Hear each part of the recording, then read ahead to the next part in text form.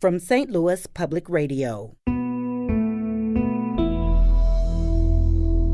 This is St. Louis on the Air. I'm Danny Wysentowski. A couple weeks ago on this program, we focused on one group's efforts to build a basketball court in St. Louis's Fairground neighborhood. The African People's Socialist Party saw a need, raised $130,000 from a GoFundMe campaign, and that court is scheduled to open to the public later this month. Despite basketball's status as one of America's most popular sports, the availability of courts in St. Louis's public parks is surprisingly rare. We promised to follow up on basketball in St. Louis, and for more, here's producer Miya Norfleet. It's been a long time coming, but plans are finally in place to install basketball courts in two of St. Louis's largest parks. Tower Grove Park and Forest Park are set to get courts sometime next year. Forest Park is 146 years old. It's nationally recognized for its great zoo and world-class museums. Tower Grove Park will celebrate its 150th anniversary this fall.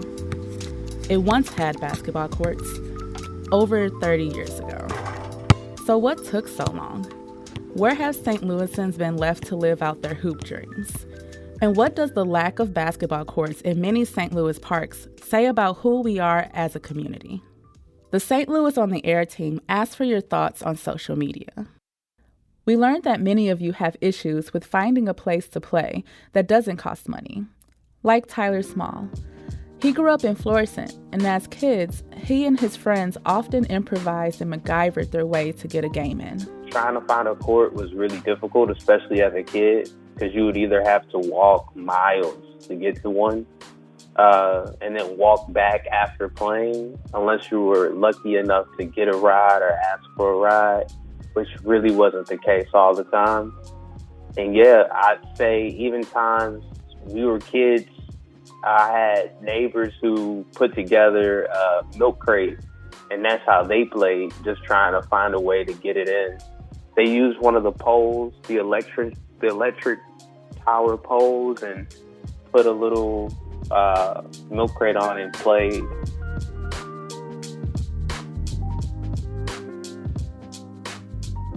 When moving from Chicago to play basketball at St. Louis Christian College in Florissant, Julian Brown inadvertently created a space for people in the community to play. There weren't many options besides the college gym. And even after I was, permitted access to, have the gym. I basically got control of the gym. I was a student. The AD trusted me. The head coach trusted me. And I was running an open gym. But I was inviting guys just from throughout the community in North County to come in and play basketball. And I really used it primarily first as just a resource, just, to have a social life. And then there's Scott Clitheroe. Between teaching and coaching basketball at Confluence Academy, South City, he learned that many of his students didn't have access to a free place to play. The kids that I know go to the Y to play, and the Y is nice because it's inside and it's secure, and there's some moderate adult supervision, but you either have to have a membership or you're paying a daily fee, which is pretty outrageous just to go play basketball. The lack of public courts came as a surprise to Allison Cousins when she moved to St. Louis from Oregon. She was used to finding open gyms at churches at least, but didn't know where to go once landing here. And I used to play a lot of pickup basketball, and I moved here and was like, where's all the basketball?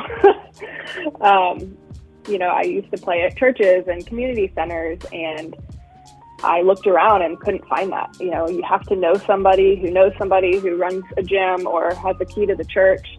And if you don't, then it's not accessible to you. And then there's Noah Cohen. When he moved to St. Louis, he was excited to live near Forest Park. But that excitement was met with disappointment. I quickly learned that there were no hoops in the park. There was a memorial to the Confederacy, but no basketball hoops. And those two things are not directly related. I quickly came to understand that they were both somewhat reflective of the segregated landscape of St. Louis, the Del Mar Divide in particular, and the history of Forest Park as a place that was not as welcoming to Black St. Louisans. The lack of basketball courts in Forest Park and across the city is glaring, and it's one of the many examples of anti-Black racism.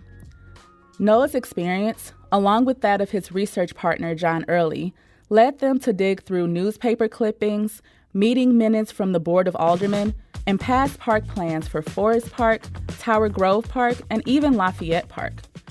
For Noah and John, this was now more than wanting a place to play basketball. There was outcry, specifically with regard to Lafayette Square Park, about the fact that these hoops were being taken out. And the Post-Dispatch article that I found quotes both white and Black residents of the area who make no bones about the fact that they understand that the reason that these hoops are being taken out is because people do not want Black youth congregating to play basketball in that park.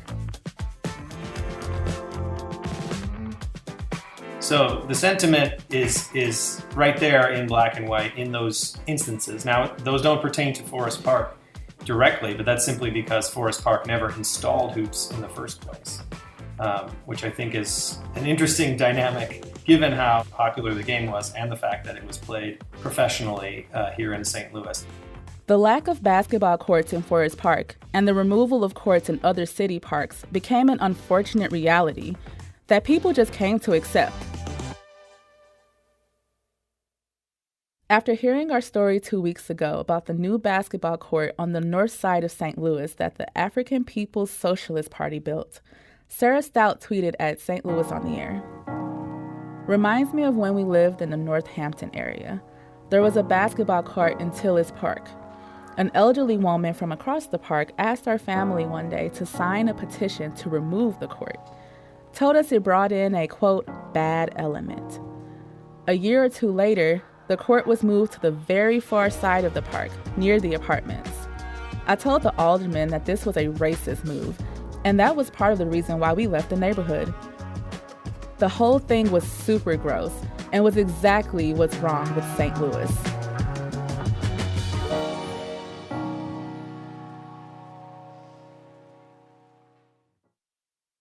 That was Sarah Stout in St. Louis. The website for the St. Louis Parks, Recreation, and Forestry Department shows there are 108 parks in the city.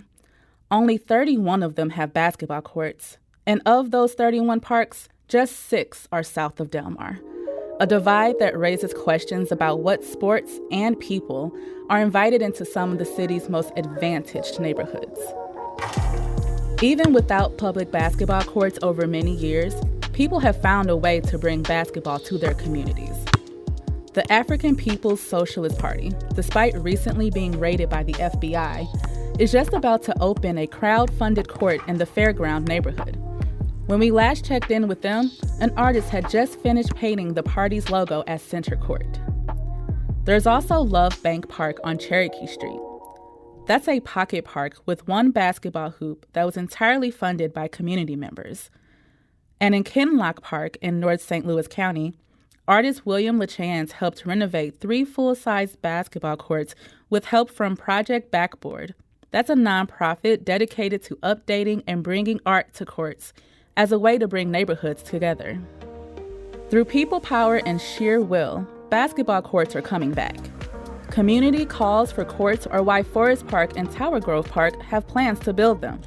Bill Reniger is the executive director of Tower Grove Park, the largest independently managed public park in the city. Though many people say racist attitudes were behind the park removing basketball hoops in the late 90s, Bill says they were removed for safety reasons. There were basketball courts on the west side of the Roman Pavilion for a long time. They were removed due to the asphalt pad that was used as the court deteriorating to a point where it was no longer safe. In 2017, however, Tower Grove Park's master plan laid out how basketball would return. And in that process, we had multiple open houses, we had online surveys, and one of the most requested amenities to be added to the park were basketball courts. So it's really a community-driven request that has put this effort on the forefront of the activities that we're doing right now. So we're in the design phase of the basketball courts, and one of the things that we're keeping in mind is maintenance. So the courts that are going to be put in are post-tension concrete, which just means that they're really reinforced, so they tend not to crack over time. They last for a really long time. It's a great playable surface. So that kind of investment will really help with the longevity, the playability of the courts. The design is really going to be unique in the fact that we're trying to add this new amenity into a National Historic Landmark park. So it's going to look a little bit different than some in the fact that we're trying to incorporate more of some of the historic materials of the park, such as stone for seating walls, some nice landscaping throughout. The design that we're working on right now has 2 separate courts in it, so there'll be full-size courts. So we'll be able to accommodate 4 half-court games at one time.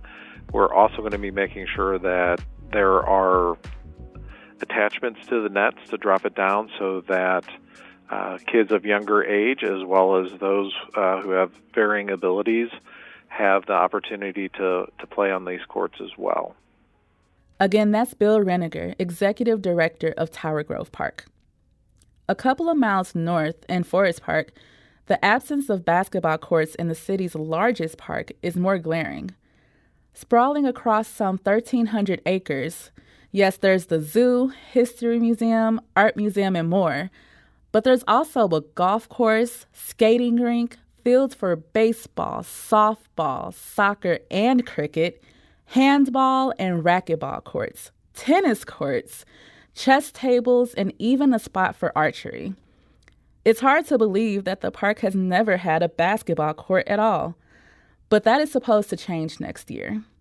Greg Hayes is the Director of Parks, Recreation, and Forestry for the City of St. Louis. He says that in his 22 years in the department and his 7 years as director, community engagement is at an all-time high. He referenced the park's nature playscape that opened last year, as well as the Steinberg Reimagined project, referring to the skating rink and pavilion. Where there's going to be more community engagement. They've done surveys with Vector, the local company Vector, and they're going to do some open house events in early October. Those are a couple examples, but yes, the more community engagement we're embarking on with the prospect of basketball will be just as exciting. For the past 3 years, Forest Park has hosted public meetings to discuss the future of the park with an advisory board, the Parks Department, and concerned citizens. There's a 9-step approval process that each new project goes through before breaking ground, and that includes new basketball courts. Step 3 goes to the advisory board, somewhat of a prospectus, if you will, a very general description of the proposed project. Subsequent to that, it goes to step 6, which is essentially 50% design. And then finally, step 9, which goes to the Forest Park Advisory Board, and they are advisory to the Director of Parks. I am in that position at this time, and they recommend it for approval, or they recommend that it not be approved. So we are through step 3. We continue to have discussions. At the same time, we have a couple other major projects going, and then we had some other projects completed.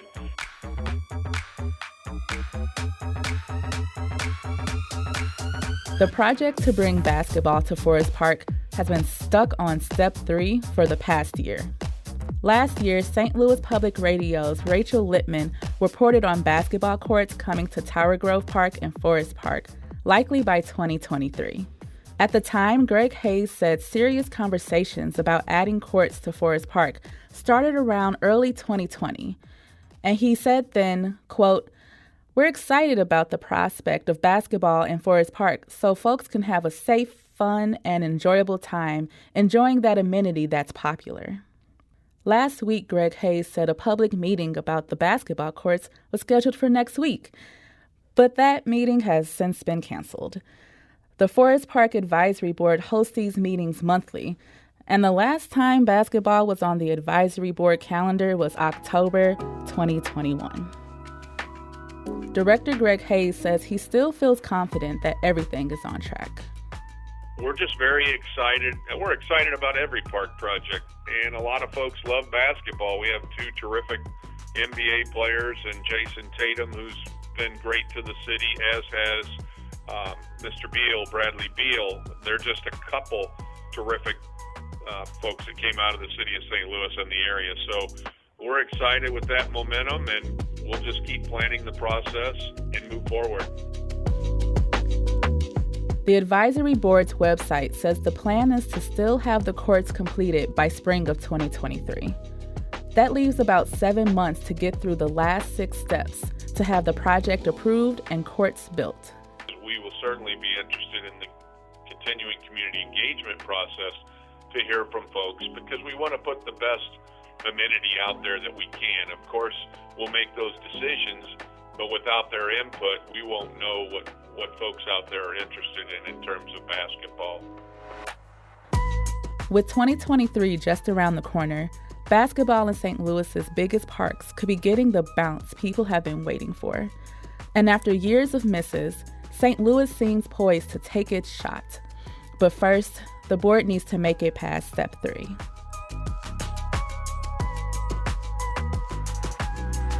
That was St. Louis on the Air producer Miya Norfleet.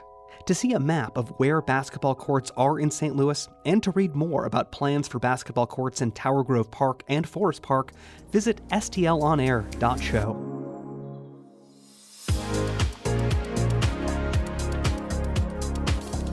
This episode was produced by Miya Norfleet. Our audio engineer is Aaron Dorr. Our production intern is Avery Rogers. This podcast was mixed and edited by Aaron. Our executive producer is Alex Hoyer. St. Louis on the Air is a production of St. Louis Public Radio. Understanding starts here. Our podcast proudly supports St. Louis artists by using music from Life Creative Group.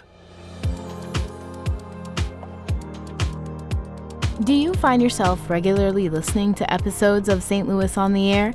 Suggest us to a friend you think might enjoy our conversations, and leave us a review and rating on Apple Podcasts on the App Store.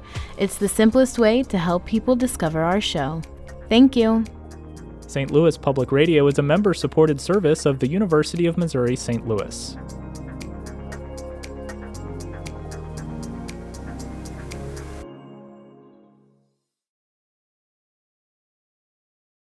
Support comes from the Missouri Forest Products Association, providing more than 41,000 jobs in the production of wood pallets, railroad ties, white oak barrels, hardwood floors, and more. Details at choosewood.com.